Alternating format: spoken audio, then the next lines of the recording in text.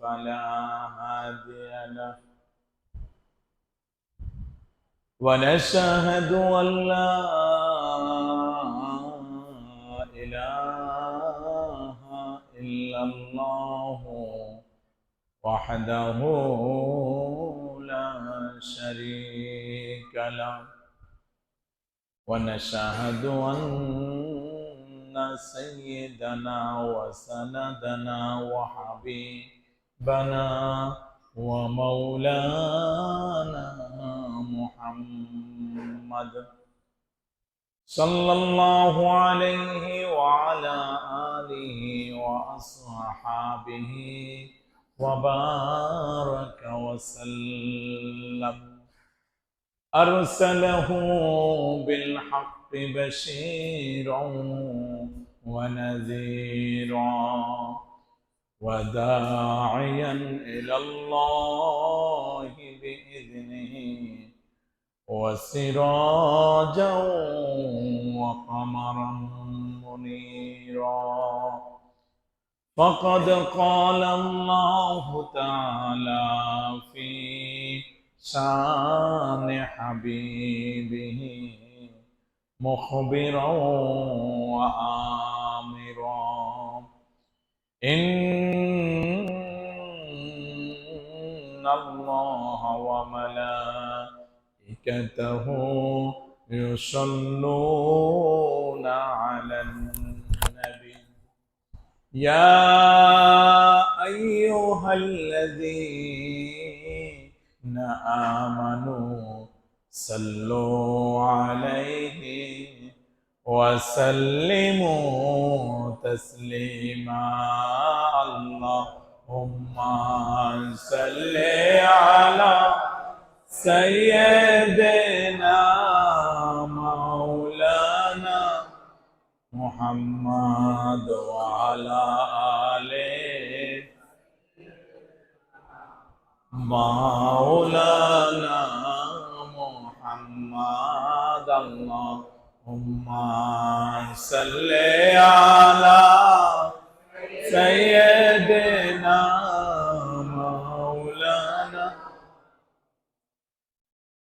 وعلى آل سيدنا দিবানিশি মনরে আমার আর দিও না যন্ত্রণা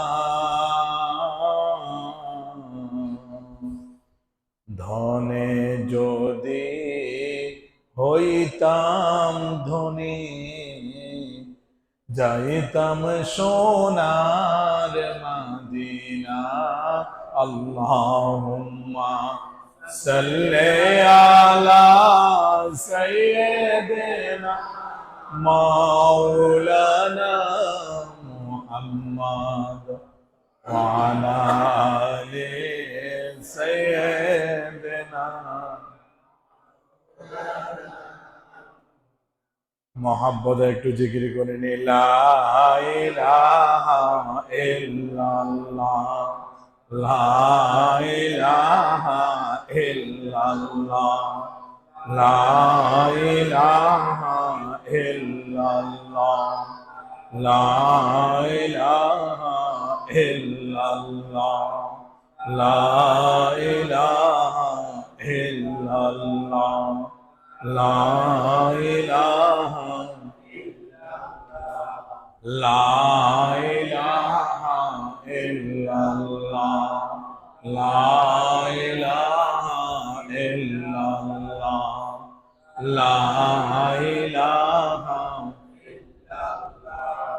লা ইলাহা ইল্লাল্লাহ লা ইলাহা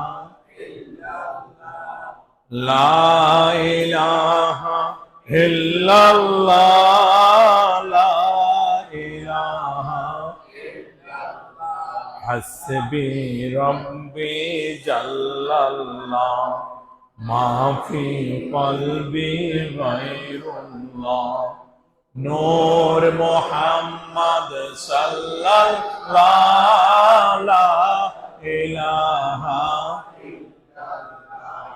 লা ইলাহা ইল্লাল্লাহ লা ইলাহা লা ইলাহা ইল্লাল্লাহ মুহাম্মাদুর রাসূলুল্লাহ সাল্লাল্লাহু আলাইহি ওয়াসাল্লাম। মুআজ্জাজ মুহতারাম ওয়াজিবুল ইহতারাম, আল্লাহর ঘর, আল্লাহর মনোনীত, আল্লাহর পছন্দনীয় স্থান মসজিদে আগত সম্মানিত মেহমানবৃন্দ, পর্দার অন্তরালে অবস্থানরত আমার সম্মানিতা মা ও বোনেরা, আজকের এই পবিত্র জুমার দিনে আলোচনার প্রারম্ভেই শুকরিয়া জ্ঞাপন করছি সে মহান রব্বে করিমের আলিশান দরবারে, যে মহান রব্বুল ইজ্জাত ওয়াল জালাল আমাদেরকে আমাদের হায়াতের মধ্যে বরকত দিয়ে সুস্থ শরীরে আজকের এই জুমার নামাজ আদায় করার জন্য, আল্লাহর ঘরে শামিল হওয়ার জন্য যে মহান রব আমাদেরকে আরো একবার সুযোগ করে দিয়েছেন। আল্লাহ রাব্বুল আলামিন তার বিশেষ নিয়ামত এই উম্মতে মুহাম্মদীর শ্রেষ্ঠতম মর্যাদার একটি এই জুমার নামাজ আদায় করার জন্য আমাদেরকে আরো একবার কবুল করেছেন। সেজন্য হৃদয়ের গহীন থেকে সবটুকুন ভালোবাসা উজাড় করে দিয়ে উচ্চ আওয়াজে সমবেত কণ্ঠে একবার কালিমাতুশ শুকর আদায় করি। সকলে বলি আলহামদুলিল্লাহ।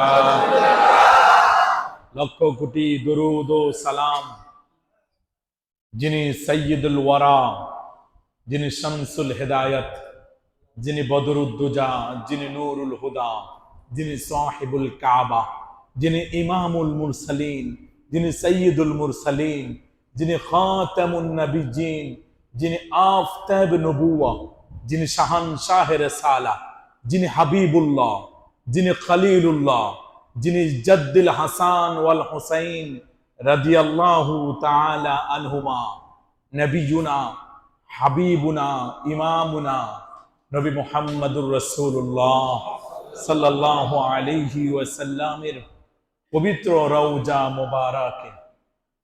সম্মানিত হাজরিন, আজকের এই পবিত্রতম দিনে জুমার নামাজের প্রাক্কালে কোরআন ও হাদিসের আলোচনার শুরুতেই আমরা গভীর শ্রদ্ধা ও সম্মানের সাথে স্মরণ করছি এই আমাদের ভূখণ্ড থেকে অতীব বেশি দুঃখের সাথে যে দুঃখজনক ঘটনাটি সংঘটিত হয়েছে।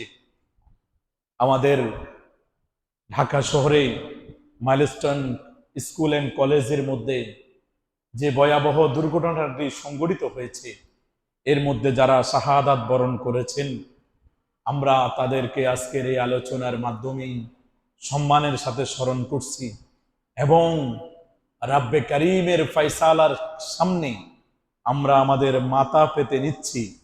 রব্বুল আলামিনের দরবারে আমরা বলি, আল্লাহ, আপনার সিদ্ধান্তের উপরে আমাদের কোনো কথা নেই, আপনার ফয়সালার উপরে আর কোনো ফয়সালা নেই।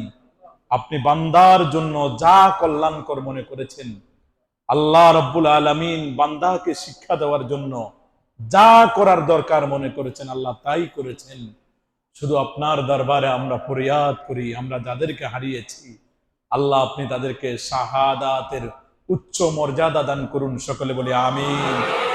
আমাদের এই ছোট্ট ছোট্ট নাবালক শিশু যারা পৃথিবী থেকে বিদায় নিয়েছে, যাদের মা বাবা আজকে দিশে হারা হয়ে চতুর্দিক সন্তানকে খুঁজে বেড়াচ্ছে, আমরা দোয়া করি আল্লাহ, কিয়ামতের ময়দানে যারাই পৃথিবীতে ছোট্ট শিশু সোনাদেরকে হারিয়ে এই জীবনটাকে বৃথা মনে করছে, আল্লাহ কিয়ামতের ময়দানে ওই ছোট্ট ছোট্ট বাচ্চাদেরকে আল্লাহ তাদের মা বাবাদের জন্য আপনি জান্নাতের ফয়সালা করে দিয়েন। সকলে বলি আমিন।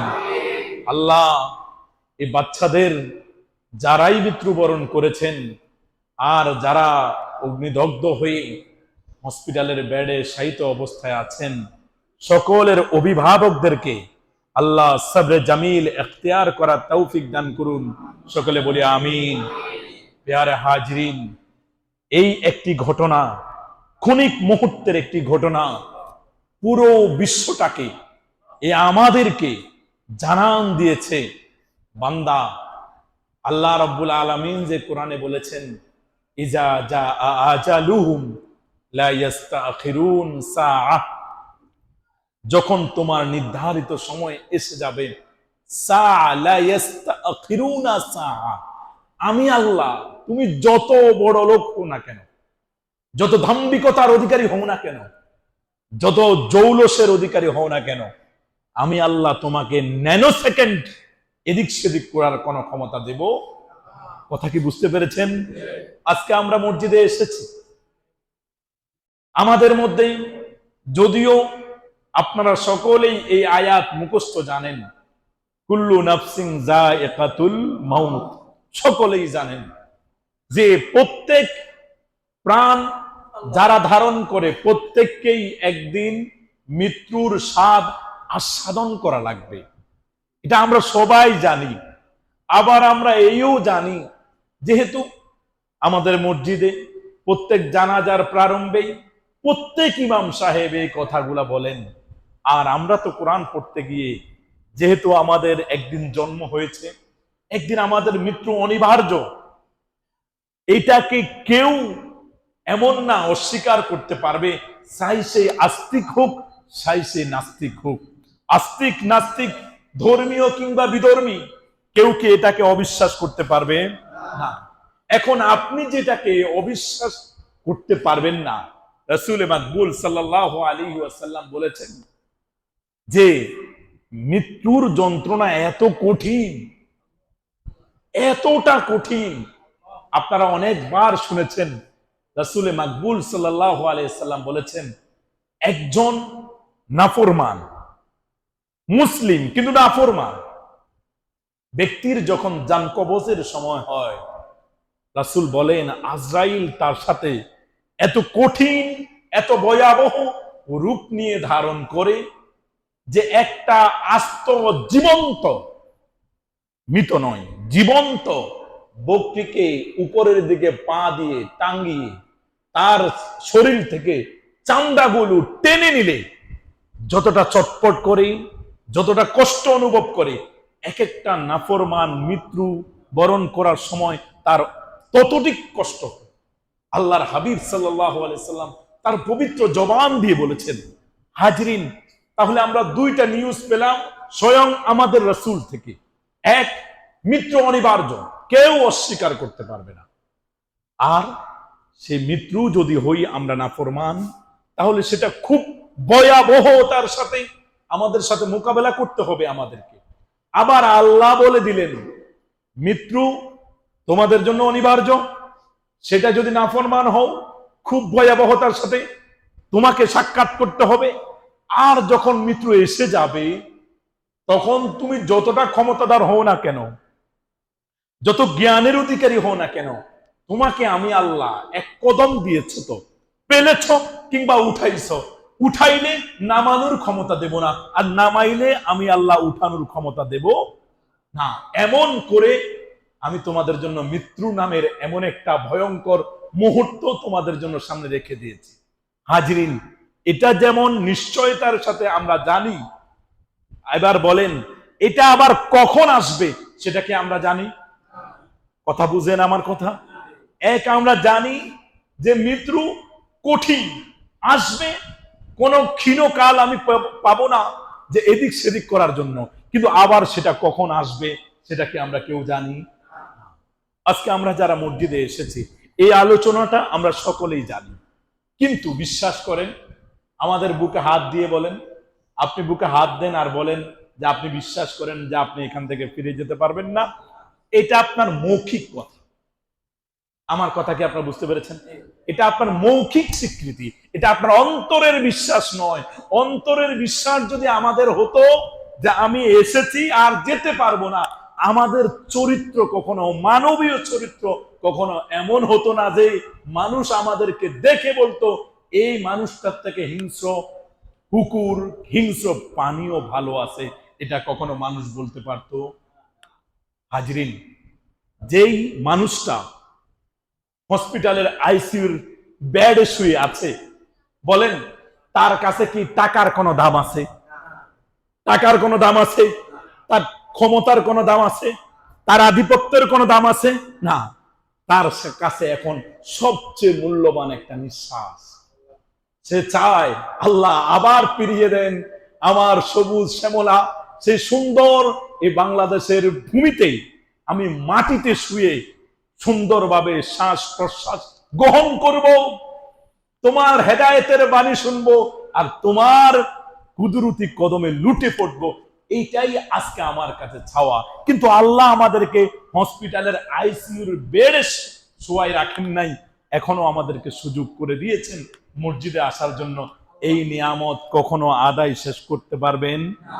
এই নিয়ামতের শেষ করা যাবে না। আমরা মৌখিক স্বীকৃতি দিয়ে আমরা মৃত্যুবরণ করব, আমরা অন্তরে বিশ্বাস করি না। যদি অন্তরে বিশ্বাস করতাম তাহলে আমাদের চরিত্র এমন হতো না। বাবারা, আল্লাহ যে বলেছে লা ইস্তাখিরুন, স্বপ্ন আমরা সকলেই দেখতে পারি। এ ছোট ছোট বাচ্চারা, তারা স্বপ্ন দেখার অধিকারী হোক বা না হোক, কিন্তু তাদের মা বাবা স্বপ্ন দেখার অধিকারী হয়েছিলেন।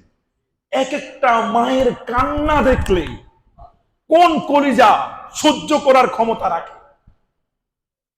আমাদের কারো যায় নাই, কিন্তু যাদের গিয়েছে তাদের এক একটার আর্তনাদ যখন আমরা রাতের গভীরে উঠেও যখন আমরা দেখি, আমরা পুরুষ মানুষ, সেদিন রাতের বেলা 2টায় উঠলাম। ওই যে ও 2 সন্তান, ওদের নাম আমি ভুলে গেলাম, যে তার বাবার সাক্ষাৎকার আমি 2টায় উঠে যখন ফেসবুকটা খুললাম, সাথে সাথে এটা আমি দেখলাম। বিশ্বাস করেন আমার 2 চোখের পানি ধরে রাখতে পারলাম না। মানুষগুলা কতটা নিরুপায় হয়ে গেল। আজকে এক একটা সন্তানের বাবা মা আর্তনাদ করে বলে যে আমার দুনিয়া, গোটা দুনিয়া দিলেই তো আমার এই সন্তানের সমপরিমাণ হবে না। অথচ আপনার আর আমার অভিযোগের কোনো শেষ আছে? আল্লাহ এই দেই নাই, আল্লাহ ওই দেই নাই, আল্লাহ এটা করে নাই, আল্লাহ সেটা করে নাই। আমাদের অভিযোগের কোনো শেষ নাই, আমাদের শুকরিয়া তো নাই, আমাদের অভিযোগের কোনো শেষ নাই।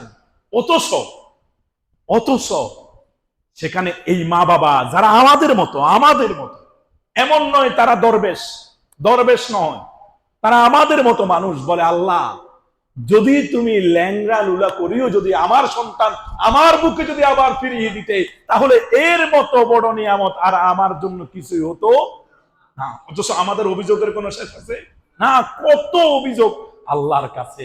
অথচ আমি আপনাকে বলি বাবা, অভিযোগ রাখেন না, আল্লাহ যে আপনাকে মানুষ বানাইছে এটাই তো অনেক বড় কথা।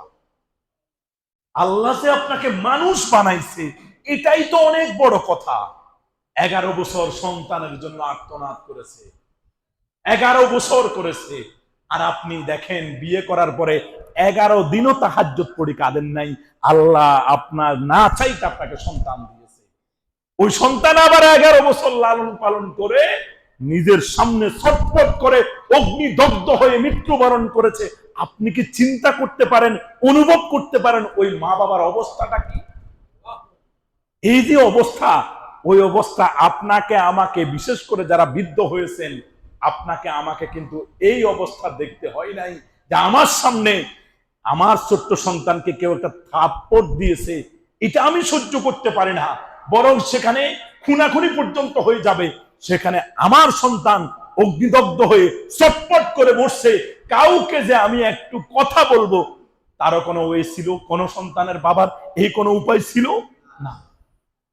হাজরিন, বলতেছিলাম কোনো অভিযোগ রাখবেন না আল্লাহর কাছে, কোনো অভিযোগ রাখবেন না আল্লাহ কেন আমাকে অসুস্থ বানালো।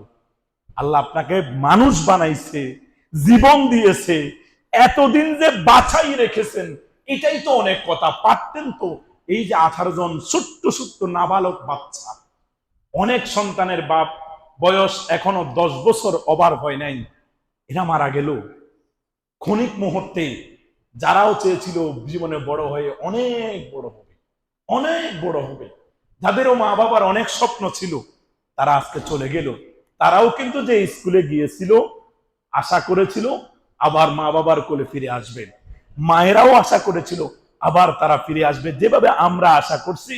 আজকে বাজার থেকে মাছ কিনেছি, মাংস কিনেছি, কিংবা বাজার থেকে যাই করেছি রান্না করবে, এখান থেকে গিয়ে খাবো, এই যে আশা পোষণ করি। বিশ্বাস করেন, আপনি যদি কোনো মাপার যন্ত্র দিয়ে যদি মাপেন, একটা হচ্ছে মৃত্যুর বিশ্বাস, আর একটা হচ্ছে আপনি এখান থেকে গিয়ে ভাত খাবেন এটার বিশ্বাস। এই দুটাকে কথা কি বুঝতে পেরেছেন আপনি? আমরা বিশ্বাস করি আমরা মারা যাব, আবার আমরা এই আশাও পোষণ করি যে আমরা আজকে বাড়িতে গিয়ে ভাত খাবো, যে মাছ কিনেছি, মাংস কিনেছি, তরি তরকারি যাই কিনেছি, এটা দিয়ে ভাত খাবো। এই দুই বিশ্বাসকে যদি আমরা দুই পাল্লায় রাখি, বিশ্বাস করেন আমাদের হাজার গুণ বেশি হবে বিশ্বাসের, এই বিশ্বাসের মাত্রা অনেক বেশি হবে যে আমরা ভাত খাবো। এটা আমাদের হাজার গুণ বেশি হবে, কিন্তু আমাদের এই বিশ্বাসটা অনেক কম হবে যে আমরা মৃত্যুবরণ করবো, আমরা যেতে পারবো না, এই বিশ্বাসটা আমাদের খুব কম হবে। অথচ এটাই চিরসত্য, এটাই মহাসত্য, এটাই ধ্রুব সত্য, আর এটাই কোরআনুল কারীমের বর্ণনা। আল্লাহ বলেন, যেই কথার মধ্যে যাররা পরিমাণ কোনো লয় নাই, কোনো ক্ষয় নাই, কোনো এদিক সেদিক নাই, সেটা হচ্ছে তোমাকে মৃত্যুবরণ করতে হবে। হাজরিন, এই আল্লাহর ঘর পছন্দনীয় ঘর, এই ঘরের মধ্যে এসি বাস্ট হয়ে ঢাকা শহরের অনেক মানুষের হতাহত হয়েছে, এমন ঘটনা আছে কি নাই? আছে, আছে। ইলেকট্রিক্যাল দুনিয়ায় আপনি কখন কিভাবে মৃত্যুবরণ করবেন তার কোনো হিসাব নাই। বাবারা, সেজন্য বলবো আশা পোষণ করেন, এটা ভালো, তবে এই আশার চেয়ে ওই আশাটা হাজার গুণ পরিমাণ বেশি করেন যে আমাকে আপনাকে চলে যেতে হবে। আর শুধু চলে যাওয়া নয়, আমাকে আপনাকে এই যা করেছি আমাকে আপনাকে সব কিছুর যার্রা পরিমাণ করে আমাকে হিসাব দেওয়া লাগবে। যদি আমাদের এই বিশ্বাস যদি মজবুত নিয়ে আসতে পারি, এই যদি বিশ্বাসের মজবুতি যদি আমরা আমাদের অন্তরে নিতে পারি, তাহলে মনে করবেন এই একটা ট্র্যাজেডি, এই একটা দুঃখজনক ঘটনা আমার আপনার জন্য কত তো কেঁদেছেন, চোখের পানি অন্তত দুই একজনে ফেলেছেন, ওই চোখের পানিটাকে ফেলা পর্যন্ত ক্ষান্ত করবেন না, বরং ওটাকে চিন্তায় রূপান্তর করবেন। হায়রে, আমারও তো এমন হতে পারত, আমিও তো এত স্বল্প বয়সে চলে যেতে পারতাম, হায়রে আমারও তো এমন সময় দেখা লাগতে পারতো, কিন্তু আল্লাহ তো আমাকে সেভ করেছেন। এইভাবে ঘন্টা ঘন্টা করে এতটুক আল্লাহ রাব্বুল আলামিন আমাকে নিয়ে এসেছেন। এজন্য শুধু আল্লাহ যে এনেছেন এটার শুকর গুজার করার দরকার আছে কি নাই? আছে কি নাই? হাজিরিন, ওই যে যাদের সন্তান মারা গেল, দেখেন না আজকে ওদিন দেখলাম যে সরকারের পক্ষ থেকে ঘোষণা করছে যাদের সন্তান মারা গেছে তাদেরকে 1 কোটি টাকা করে দেওয়া হবে। আর 1 কোটি টাকা কেন? ওই সন্তানের বাবারা 10 কোটি টাকা দিবে যদি তাদের সন্তান বেঁচে আসবে। যদি এই ক্ষমতা যদি কোন ডাক্তার দিতে পারতো বা এই নিশ্চয়তা যদি দিতে পারতো, 10 কোটি টাকা দিতেও তারা দ্বিধা করতো না। কিন্তু বলেন এটা কি সম্ভব?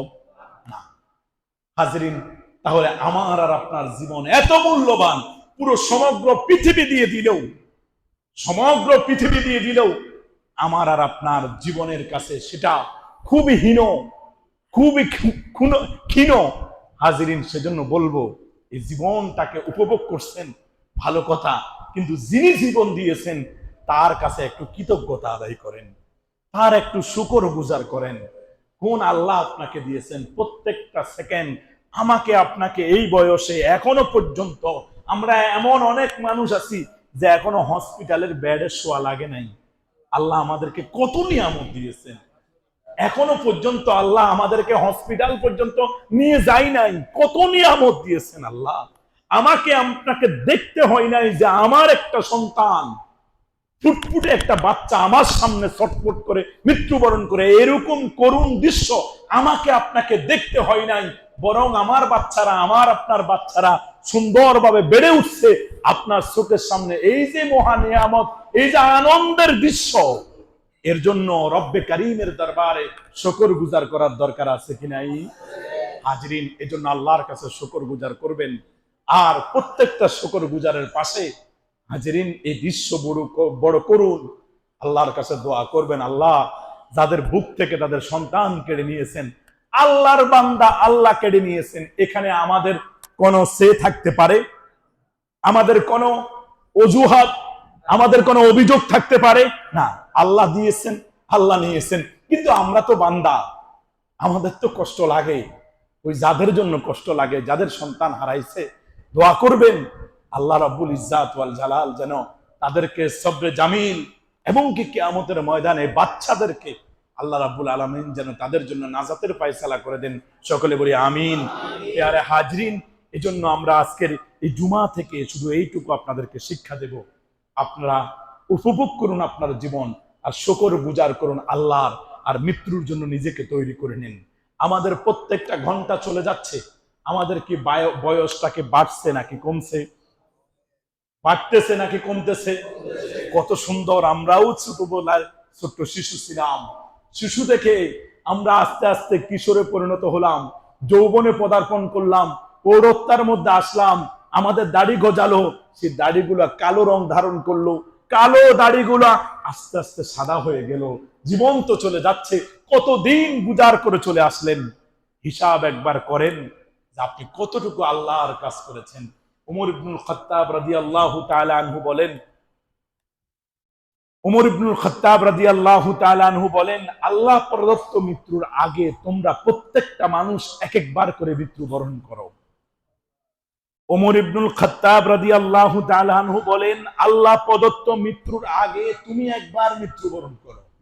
শুয়ে যাও মৃত ব্যক্তির মতো, তাহলে তুমি দেখতে পাবা কিছুক্ষণ ক্ষীণকাল তোমার মা বাবা, তোমার স্ত্রী, তোমার সন্তান সন্ততি, তোমার বন্ধু বান্ধব, যাদের সাথে প্রত্যেক বিকালে আড্ডা দিতা, তারাও আসবে দেখতে, হয়তো বা একটু হাই হুতাশ করবে, একটু কান্নাকাটি করবে, জীবনের শেষবারের মতো দুই ফোঁটা অশ্রু বিসর্জন দিয়ে আহ করে তোমার জন্য বিয়োগ বেদনা প্রকাশ করবে।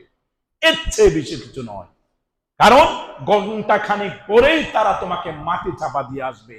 হাজরিন, আপনি যত বড় হন না কেন, আমি আর আপনি যত বড় হই না কেন, এই পৃথিবী আমাদের জন্য থেমে থাকবে না। এই পৃথিবীর আলো বাতাস কিছুই থেমে থাকবে না। হাজরিন, এটাই রাসূল মাকবুল সাল্লাল্লাহু আলাইহি ওয়াসাল্লাম যে কিয়ামতের যে ভয়াবহ দৃশ্যের বর্ণনা হাদিসে পাকে করে গেছেন, তাতে বলা যায় যে অন্তত আমরা যারা আজকে মসজিদে এসেছি, আমরা চলে যাওয়ার পরেও শত শত বছর এই দুনিয়া টিকে থাকবে, শত শত বছর দুনিয়া টিকে থাকবে, কিন্তু আমার আর আপনার, আমরা যে বয়সে থাকি না কেন, আমাদের কারো অস্তিত্বই পৃথিবীতে থাকবে না, কারো অস্তিত্ব থাকবে না।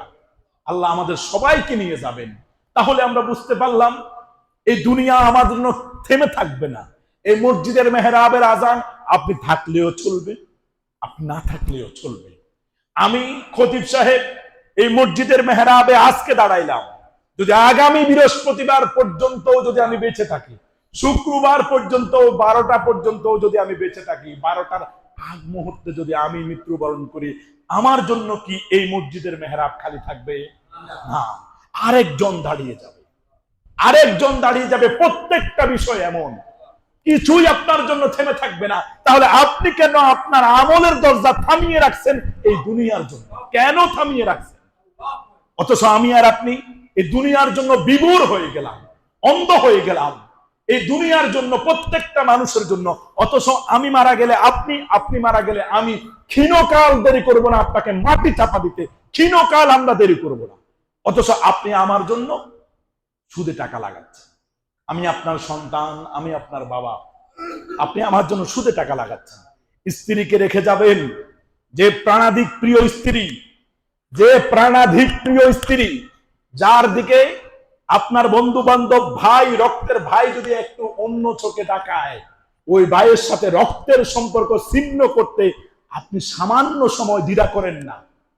কারণ আপনার স্ত্রী বলতে কথা, কেন সে অন্য দৃষ্টিতে তাকালো? যদি হাতটা ধরে তাহলে তো কোনো সেখানে রক্তক্ষয়ী যুদ্ধ হতে অবিলম্ব হবে না। অথচ আপনি চিন্তা করেন না, আপনি মারা যাওয়ার সাথে সাথে আপনার পরমা সুন্দরী প্রাণাধিক প্রিয় স্ত্রী আপনার সাথে অটো তালাক হয়ে গেছে, 4 মাস ইদ্যত পালন করার পরে সে অন্যত্র বিয়ে বসবে, এখন শুধু তাকাবে না, বরং অন্য পুরুষের সাথে সে ঘুমাবে। আপনি কিছু করার ক্ষমতা আছে? তাহলে কার জন্য স্বপ্ন দেখেন আপনি? কার জন্য আপনি দুনিয়ার অট্টালিকা বানান যে অন্যের সাথে ঘুমাবে, আপনি কবরে শুয়ে থাকবেন, আর আপনি তার জন্য যে সুদের টাকা লাগিয়ে গেছেন সেটার ভাগীদার সে হয়েছে, সন্তান সন্ততি হয়েছে, আপনার সব কিছুর মালিক হয়েছে, আর আপনি শুধু গুনাহের মালিক হয়েছে। যার জন্য বিভোর হয়ে ব্যবসা করতে গিয়ে এক এক ওয়াক্ত নামাজ ছেড়ে দিয়েছেন, সেই সন্তান বলেন আর স্ত্রী বলেন, মা বাবা বলেন, কেউ ক্ষণিককালের জন্য, শুধু ক্ষণিককালের জন্য আপনার কবরে যাবে। হাজরিন, খুব ভয়াবহ জিনিস। আপনি আর আমি ঈমান এনেছি এই বলে আমানতু বিল্লাহি ওয়া মালাইকাতিহি ওয়া কুতুবিহি ওয়া রুসুলিহি ওয়াল ইয়াউমিল আখির, আমি বিশ্বাস করি আল্লাহকে, আমি বিশ্বাস করি আল্লাহর প্রতিটা ফেরেশতাকে না দেখে, আমি বিশ্বাস করি আল্লাহর কোরআনকে, আমি বিশ্বাস করে আদম সফিউল্লাহ থেকে নবী মুহাম্মদুর রাসূলুল্লাহ পর্যন্ত প্রত্যেক প্রেরিত রাসূলকে আমি বিশ্বাস করি। আমি বিশ্বাস করি এই কবরের জগৎ, যেটাকে আলমে বারজাকের প্রথম স্তর বলা হয়, খাদিজাতুল কুবরা রাদিয়াল্লাহু তাআলা আনহা, যিনি আমার রাসূলের পুরো রাসূলুল্লাহ সাল্লাল্লাহু আলাইহি ওয়াসাল্লামের দাম্পত্য জীবনের শুরু থেকে 23 বছর পর্যন্ত যিনি আমার রাসূলের সাথে অতিবাহিত করেছেন, তথা আমার রাসূলের 48 বছর, 25 বছর বিয়ে করেছেন, 48 বছর পর্যন্ত যিনি এককভাবে স্ত্রী ছিলেন, এককভাবে, তিনি হচ্ছেন খাদিজাতুল কুবরা রাদিয়াল্লাহু তাআলা আনহা। আমার রাসূলের 7 জন সন্তানের 6 জন যিনি গর্ভধারণ করেছিলেন, তিনি হচ্ছেন আম্মা জান খাদিজাতুল কুবরা রাদিয়াল্লাহু তাআলা আনহা, যিনি, যার সম্পর্কে স্বয়ং জিবরাইল আমিন এসে বলেছিলেন, ইয়া রাসূলুল্লাহ, আপনাকে আরশের মালিক আল্লাহ সালাম জানিয়েছেন, সাথে সাথে আপনার সহধর্মিণী খাদিজাতুল কুবরা রাদিয়াল্লাহু তাআলা আনহাকেও স্বয়ং আল্লাহ পাক সালাম জানিয়েছে। বলুন সুবহানাল্লাহ। ওই খাদিজাতুল কুবরা রাদিয়াল্লাহু তাআলা আনহা ওই কবরে যখন পদার্পণ করবেন, মৃত্যুর পরওয়ানা জারি যখন হয়ে যাচ্ছে, রাসূলকে বলেছেন, রাসূল, আমি আপনার সাথে 23 বছরের সংসার জীবন করেছি, আপনার 6 জন সন্তানের মালিক হয়েছে আমি, আপনার মাধ্যমে আমি চলে যাচ্ছি, আমার সব সম্পদ, আমার পুরো জীবন আপনার জন্য, আপনার ইসলামের জন্য উৎসর্গ করে দিয়েছিলাম। রাসূল, আপনার কাছে আমার কিছু চাওয়া। কি চাওয়া? আপনার কাছে চাওয়া হচ্ছে এই, যে যখন আমাকে কবরে নামাবে, আপনি স্বয়ং রাসূল কবরের ভিতরে নামবেন। রাসূল সাল্লাল্লাহু আলাইহি ওয়াসাল্লামের কাছে আরেকটি চাওয়া ছিল খাদিজাতুল কুবরা রাদিয়াল্লাহু তাআলা আনহা, রাসূল, যখন আমাকে কাপনের কাপড় পরাবে, দুনিয়ার কোন কাপনের কাপড়ে আবৃত হতে আমি চাই না। রাসূল, আপনার এই শরীর মুবারকের সাথে দীর্ঘদিন পর্যন্ত যেই কাপড় মুবারক লেগেছিল, ওই জুব্বা মুবারক দিয়ে আমাকে আপনি দাফন করবেন। রাসূলের কাছে চাওয়া ছিল খাদিজাতুল কুবরা রাদিয়াল্লাহু তাআলা আনহার, যে আপনি যখন আমাকে কবরে নামাবেন, আপনার জুব্বা মুবারক দিয়ে দাফন করবেন, এরপরে চলে যাবেন না, সমস্ত মানুষ চলে যাবে ওই অন্ধকার কবরে, আমি খাদিজাতুল কুবরা রাদিয়াল্লাহু তাআলা একাকিত্ব হয়ে যাব। আমি খুব ভয় পাবো ওই সময়টা, যে সময়টাতে দুজন ফেরেশতা এসে আমাকে জিজ্ঞাসা করবে, আমার এই জীবন, আখিরাতের জীবনের সূচনা হবে জান্নাত দিয়ে না জাহান্নামে, যে পরীক্ষা হবে। রাসূল, আমার খুব ভয় লাগে। কোন ব্যক্তি বলেন, যাকে স্বয়ং আরশের মালিক সালাম জানাইছেন, তিনি বলেন, হুজুর, আমার খুব ভয় লাগে ওই কবরের কঠিন চাপ থেকে। আপনি রাসূল দাঁড়াই থাকবেন, আপনি রাসূল দাঁড়াই থাকবেন, আমার 3 কোশ্চেনের অ্যানসার যতক্ষণ না দিতে পারবো, আপনি দাঁড়াই থাকবেন। এই 3 চাওয়া আমার কাছে। উচ্চ আওয়াজে বলুন সুবহানাল্লাহ। রাসূল মাকবুল সাল্লাল্লাহু আলাইহি ওয়াসাল্লামের কাছে খাদিজাতুল কুবরা রাদিয়াল্লাহু তাআলা ব্যাখ্যা করছেন এইভাবে, হুজুর, আলমে বারজাক শুরু হবে এই কবরের জগতের মাধ্যমে। হাজরিন, আমি আপনার কাছে আপনাদেরকে খুব গভীরভাবে বুঝাতে চাই, বলতে চাই, আর আল্লাহর কাছে বলি, আল্লাহ, তুমি আমার অন্তরের দরজাকে খুলে দাও, যেন আমি যা বলি আল্লাহ, আমি তা যেন মানতে পারি। আল্লাহ, আমার জন্য কিছুই যদি না থাকে, আমার এই প্রত্যেকটা মুসল্লির এক একটা আমিন আমিনের উসিলায় আল্লাহ, আপনি আমার অন্তরের দরজাকে হেদায়েতের জন্য উন্মুক্ত করে দেন। সকলে বলে আমিন। আমার প্রত্যেকটা মুসল্লিকে আল্লাহ রাব্বুল আলামিন আপনি হেদায়েতের জন্য কবুল করে নিন। সকলে বলে আমিন। পেয়ারে হাজরিন, আমার রাসূল মাকবুল সাল্লাল্লাহু আলাইহি সাল্লামের সহধর্মিনী খাদিজাতুল কুবরা রাদিয়াল্লাহু তাআলা আনহা বলেছিলেন, হুজুর আপনি যদি কদম মোবারক, আপনার জেসেম মোবারক যদি যেই কবরের মধ্যে রাখবেন, আমি খাদিজা বিশ্বাস করি ওই কবর প্রশস্ত হবে কিন্তু সংকীর্ণ হয়ে আমাকে চাপ দিতে পারবে, এটা আমি কখনো বিশ্বাস করতে পারি। যেই কবরে আপনার জেসেম মোবারক প্রবেশ করবে, স্বয়ং আপনার কদম মোবারক প্রবেশ করবে, লাগবে, ওই কবরে জাহান্নামের আগুন জ্বলবে, এটা কখনো হতে পারে না। এজন্য আমি চাই আপনি একটু আমার কবরে নামুন। বললেন সুবহানাল্লাহ। মৃত্যুর কতটা প্রস্তুতি, কোন প্রস্তুতি তারা নিয়েছিলেন, আর আমাদের কোন প্রস্তুতি আছে একবার স্মরণ করে দেখেন। বাবাজিরা, রাসূল মাকবুল সাল্লাল্লাহু আলাইহি ওয়াসাল্লামের স্ত্রী আম্মা জান খাদিজাতুল কুবরা রাদিয়াল্লাহু তাআলা আনহা বলেছিলেন, হুজুর আপনার যদি জেসেম মোবারকের সাথে লাগানো ওই জুব্বা মোবারক যদি আমি খাদিজার গায়ে থাকে, আমি মনে করি এই জুব্বা মোবারকের উসিলায় আল্লাহ রাব্বুল আলামিনের কোন আযাব কবরে আমাকে স্পর্শ করতে পারবে না। সেজন্য আমি আপনার কাছ থেকে জুব্বা মোবারক চেয়ে নিচ্ছি। আর বললেন, রাসূল 23টা বছর আপনার সাথে কাটালাম, জীবনের প্রাককালে আমার সমস্ত সম্পদ আপনার, আল্লাহ যে আল্লাহ আপনার উপরে ইসলামকে নাজিল করেছেন ওই আল্লাহর জন্য, আল্লাহ সন্তুষ্টির জন্য আমার সমস্ত সম্পদ লিখে দিয়েছিলাম। শিয়াবে আবি তালেবের মধ্যে যখন আপনি আবদ্ধ হয়ে গেলেন, শিয়াবে আবি তালেবের 3 বছর, যখন আপনি আপনার সাহাবাদেরকে নিয়ে বন্দী হয়ে গেলেন, ওই শিয়াবে আবু তালেবের মধ্যে এত কষ্ট রাসূল কষ্ট সহ্য করেছিলেন। হাদিসের গুলোর মধ্যে এসেছে সাহাবাই কেরাম খানা বন্ধ হয়ে গেল, কারণ শিয়াবে আবি তালেবের মধ্যে চতুর্দিক থেকে যখন খানা আসা বন্ধ হয়ে গেল, যোগাযোগ বন্ধ হয়ে গেল, তখন সাহাবাই কেরাম গাছের বাকল পাতা খাওয়া শুরু করলো। এখন খাইতে খাইতে তাদের মানবীয় যে মলমূত্র ত্যাগ করা সেটা নয়, বরং তাদের মলমূত্র ত্যাগ হয়ে গেল বকরির মলমূত্রের মতো, কারণ তারা এখন আর দুনিয়ার কোনো কিছু খায় না, তারা এখন একটা বকরির মতো ওই গাছের শিকল বাকল কিংবা পাতা খেয়ে বাঁচে জীবন ধারণ করছেন। 1 বছর 2 বছর নয়, 3টা বছর শিয়াবে আবি তালেবের মধ্যে বন্দী ছিলেন। ওই সময় আমার রাসূলের সাথে ছিলেন খাদিজাতুল কুবরা, আরবের শ্রেষ্ঠ ধনাঢ্য মানুষটা রাসূলদার সাথে ছিলেন। তার গোত্রীয় মানুষগুলো এসে বলেছিলেন, খাদিজা তুমি যদি চাও আমরা তোমাদেরকে এখান থেকে বের করে নিয়ে আসব, কারণ তুমি ধনাঢ্য মানুষ, কারণ তুমি একজন শিক্ষিত মানুষ, তুমি চাইলে আমরা তোমাকে বের করে দেব, এখান থেকে মুক্তি দেব। খাদিজাতুল কুবরা রাদিয়াল্লাহু তাআলা আনহা বলেছিলেন, যেখানে আমার প্রাণাধিক প্রিয় আল্লাহর প্রেরিত রাসূল থাকবে সেখানে আমি আমার রাসূলকে ছেড়ে আসবো, এটা কখনো হতে পারে না। ও রাসূল আপনার কাছে ওই জীবনটা আমি একটা দিন নয় বরং 3টা বছর আপনার সঙ্গী ছিলাম।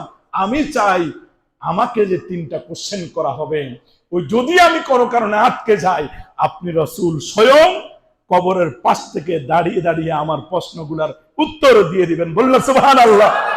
রাসূল দাঁড়িয়ে আছেন, সমস্ত সাহাবায়ে কেরাম জিজ্ঞাসা করলেন, ইয়া রাসূলুল্লাহ, মৃত্যুর দাপন, মৃত ব্যক্তিকে দাপন কাপনের পরে আপনি চলে যান, দাঁড়িয়ে আছেন কেন? রাসূল বললেন, তোমরা চলে যাও, কারণ আমার 23 বছরের জীবন সঙ্গিনীকে কবরে রাখা হয়েছে। আমি চাই, দেখতে চাই প্রশ্নের জবাবে আমার জীবন সঙ্গিনী কিভাবে তার প্রশ্নগুলোর উত্তর দেয়। এজন্য আমি দাঁড়িয়ে আছি। আমি রহমতুল্লিল আলামিন যে আমাকে 23 বছরের নিরাপত্তা দিয়েছে, এজন্য আপনার ইতিহাস খুঁজে দেখবেন, ইতিহাসের মধ্যে আমুল হুজুন দুঃখের বছর বলা হয় ওই বছরকে, যে বছর একই বছরে আবু তালেব আর খাদিজাতুল কুবরা রাদিয়াল্লাহু তাআলা আনহা ইন্তেকাল করেছেন, ওটাকে বলা হয় রাসূলুল্লাহর দুঃখের বছর। হাজরিন, রাসূল বললেন, আমি চাই আমার জীবন সঙ্গিনীর এই কঠিন মুহূর্তে তার পাশে থাকতে।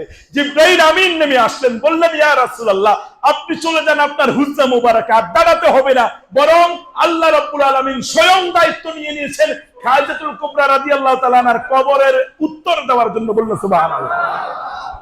তাদের প্রস্তুতি কেমন ছিল আর আমার প্রস্তুতি, আপনার প্রস্তুতি কেমন? হাজরিন, আলোচনার শুরুতেই বলেছিলাম, মনে রাখবেন আমরা বিশ্বাস করি মৃত্যু অনিবার্য, আসবেই আসবে, আপনার কাছে, আমার কাছে, সবার কাছে। আবার কখন আসবে সেটা আমরা কখনোই জানি না।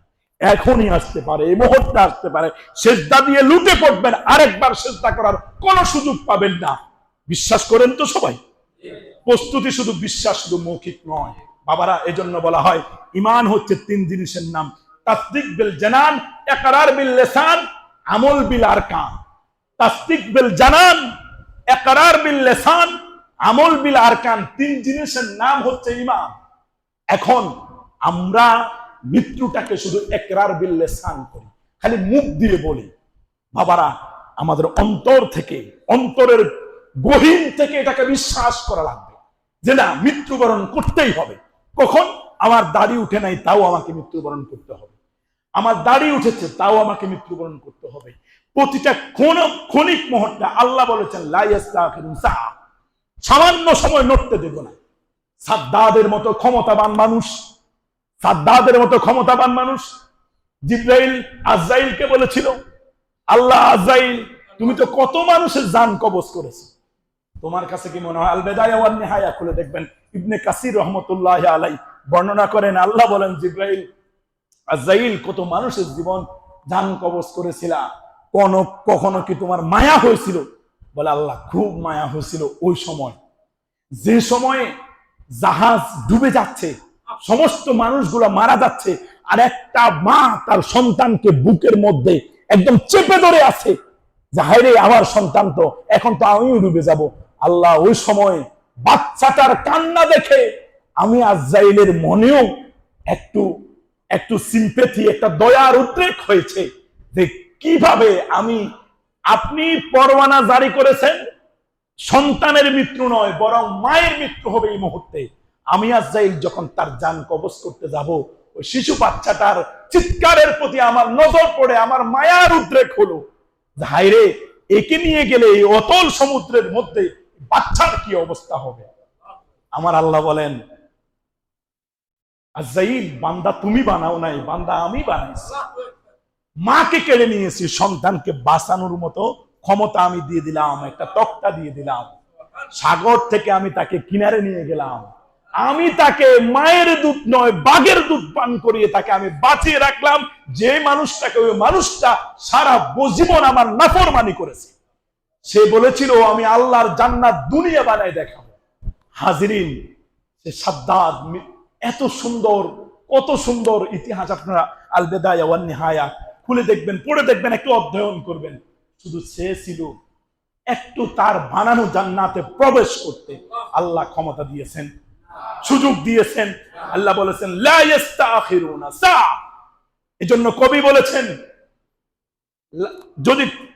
বলেছেন যদি এই পৃথিবীর মধ্যে লাউ কানাতিদ দুনিয়া মুখাল্লাদান মা মাতা মুহাম্মদ, যদি এই পৃথিবীর মধ্যে কোনো কিছু স্থায়ী হতো, লাউ কানাতিদ দুনিয়া মুখাল্লাদা, যদি পৃথিবীতে কোনো জিনিস স্থায়ী হতো, মা মাতা মুহাম্মদ রাসূলুল্লাহ, আল্লাহর সবচেয়ে প্রিয় নবী মুহাম্মদুর রাসূলুল্লাহ কখনো মৃত্যুবরণ করতেন?